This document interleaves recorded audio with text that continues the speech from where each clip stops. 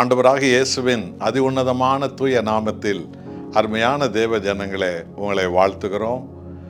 இம்மட்டும் உங்களை கண்மணி போல் காத்த தேவாதி தேவன் இனியும் ஒவ்வொரு காரியத்திலும் உங்களை காத்து ஆசீர்வதித்து உங்கள் விண்ணப்பங்களை கேட்டு உங்கள் வாழ்க்கையில் அவர் அற்புதமான தேவன் என்பதை வெளிப்படுத்தி அவர் உங்களை நடத்துவாராக.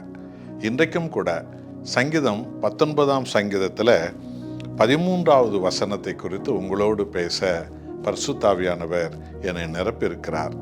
தாவீது தேவ சமூகத்தில் மிகவும் வாஞ்சியோடு கூட, உடைந்த உள்ளத்தோடு கூட, உண்மையான மனம் திரும்புதலோடு கூட கர்த்தருடைய பாதத்தில் இந்த குறிப்பிட்ட காரியத்திற்காக தேவனிடத்தில் கெஞ்சி மனவருந்தி அவர் மன்றாடினார். துணிகரமான பாவங்களுக்கு உமது அடியேனை விலக்கி காரும், அவைகள் என்னை ஆண்டு கொள்ள ஒட்டாதிரும். அப்பொழுது நான் உத்தமனாகி பெரும் பாதகத்துக்கு நீங்களாயிருப்பேன் என்று சொன்னார் தாவீது. தேவன் வாலிப வயதில் தாவீதை அபிஷேகித்தார். அதனுடைய விளைவு தாவீது கர்த்தருடைய ஆவியாலே ஆண்டவராக இயேசுவின் பிறப்பையும், ஆண்டவராக இயேசுவனுடைய பாடுகளையும், ஆண்டவராக இயேசுவனுடைய உயிர்ப்பையும், ஆண்டவராக இயேசுவனுடைய வருகையும், ஆண்டவராக இயேசுவனுடைய ராஜரீகத்தையும், ராஜாதி ராஜாவாய் அவர் ஆளுகை செய்கிறதெல்லாம் சங்கீதங்களிலே அவர் பாடினார். அதோடு மாத்திரமல்ல, தாவீதை தேவன் ராஜாவாக உயர்த்தி இதோ சவுலை வீழ்த்தினார். அநேக எதிரிகளான பெலிசியர்களை, அம்மோனியர்களை, அமலேக்கியர்களை, கானானியர்களை தேவன் வீழ்த்தி விட்டார். தாவீதுக்கு முன்பு ஒருவரும் நிலைக்க முடியாமல் போய்விட்டது. ஆனாலும் தாவீதின் வாழ்க்கையில் அவருடைய உள்ளார்ந்த மனிதனில் பலவிதமான மாம்ச இச்சைகள், ஆசாபாசங்கள், பலவிதமான அபிஷேகத்தை இழக்கக்கூடிய, தேவ சமூகத்தை இழக்கக்கூடிய, தேவனுடைய உறவை இழக்கக்கூடிய பாவமான காரியங்கள் தாவீதுக்குள்ளே அது ஆளுகை செய்ய ஆரம்பித்தது. அதனுடைய விளைவு தாவீது துணிகரமான பாவத்தில் அவர் ஈடுபட்டார். இதைதான் உரியாவின் மனைவி பத்சபாளுடைய சம்பவத்தில் நாம் வேதத்தில் வாசிக்கிறோம்.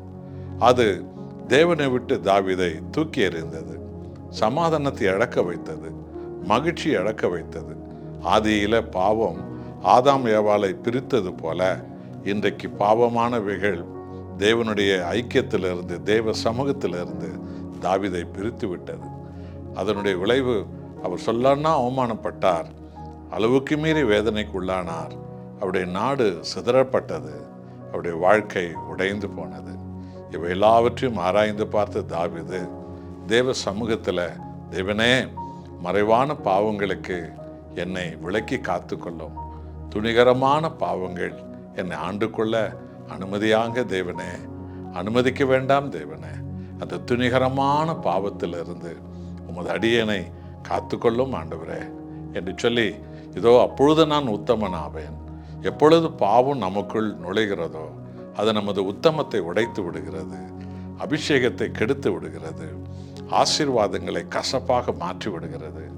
எல்லாவற்றிலும் குழப்பங்கள் மேல் குழப்பங்களை சத்துரு கொண்டு வந்து விடுகிறான். ஆகவே மறைவான பாவங்கள் தான் மனித வாழ்வில் மிக ஆபத்தான பாவங்கள். இன்றைக்கு வெளியில் எத்தனையோ கோடி கோடியான பேர் பக்தர்களைப் போல, மிகவும் கடவுள் நம்பிக்கை உள்ளவர்களைப் போல வெளியில் பல அடையாளங்களால் தங்களை காட்டிக்கொள்கிறார்கள். ஆனால் அவர்களுடைய வாழ்க்கை மறைவான பாவம் இருக்கிறதைத்தான் அது எடுத்து காட்டுகிறது. ஆகவேத்தான் கொலைகளும், கொள்ளைகளும், வேசித்தனங்களும், கெட்ட நடத்தைகளும், பாவங்களும், தாறுமாறுகளும் இன்றைக்கு தேசமெல்லாம் இன்றைக்கு அலைந்து திரிகிறது. மறைவான பாவங்களினால் இன்றைக்கு கோடி கோடியான மனிதர்கள் அலைகழிக்கப்பட்டிருக்கிறார்கள். என் அருமையான தேவஜனங்களே, இந்த மறைவான பாவங்கள் தான் மனித வாழ்வை இன்றைக்கு சீரழிக்கிறது என்பதை உணர்ந்த தாவீது, போதும், என் தேவனுக்கு விரோதமாக நான் துணிகரமான பாவங்களில் ஈடுபட்டது போதும், என் தேவன் ஒருவர் மாத்திரம்தான் எனக்கு வேண்டும். ஆகவே அந்த மறைவான பாவத்திலிருந்து அவர் என்னை விடுவிக்கட்டும் என்று சொல்லி கர்த்தருடைய சமூகத்தில் தாவீது கதறினார். தேவன் மனம் இறங்கினார். அவருடைய தூய ஆவியானவர் தாவீது நிரப்பினார். தேவனுடைய தொடுதல் தாவீதுக்கு வந்தது. கர்த்தராகிய தேவன் தாவீதை விடுவித்தார், தாவீதை அபிஷேகித்தார், தாவீதை கழுவினார், தாவீதை சுத்திகரித்தார். தேவனுடைய சமூகத்தில் தாவீது என்றென்றும் இருக்கும்படியாக உயிருள்ள காலமெல்லாம் என் கர்த்தராகிய தேவனுடைய பாதத்தில் இருப்பேன் என்று அவர் நம்பிக்கையோடு முழு உள்ளத்தோடு தன்னை அர்ப்பணித்து கர்த்தருடைய தாசனாகவே தாவீது தன் வாழ்க்கையின் ஓட்டத்தை ஓடினார். அருமையானவர்களே, இன்றைக்கு உங்களை நம்மையும் ஆராய்ந்து பார்க்க வைக்கிற சத்தியம் இந்த சத்தியம். வெளியில, பேச்சில, சிந்தையில நீங்கள் எப்படி வேண்டுமானாலும் இருக்கலாம்.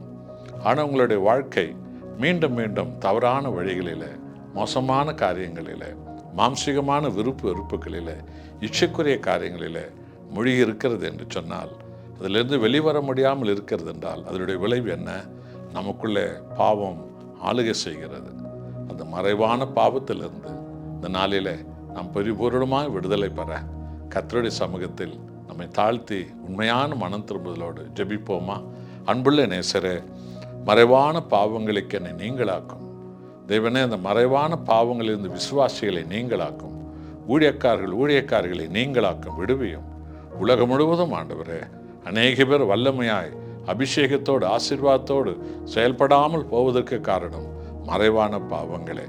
அதனுடைய விளைவு அபிஷேகத்தை இழந்து வெறுமனமே ஆர்ப்பாட்டமான சத்தங்களோடு தான் இன்றைக்கு ஏராளமான சபைகளும் கிறிஸ்தவ சமுதாயமும் இருக்கிறது. மனமிறங்குங்க ஆண்டவரே, விடுவீங்க. அந்த மறைவான பாவங்களிலிருந்து கிறிஸ்துவின் ரத்தம் எங்களை விடுவிக்கும் போது, ஆவியானவர் விடுவிக்கும் போது நாங்கள் உத்தமர்களாவோம், நாங்கள் உத்தமிகளாகிறோம். அப்படியே எங்களுக்கு தயவு காட்டும். இயேசு நாமத்தில் பிதாவே, ஆமென்.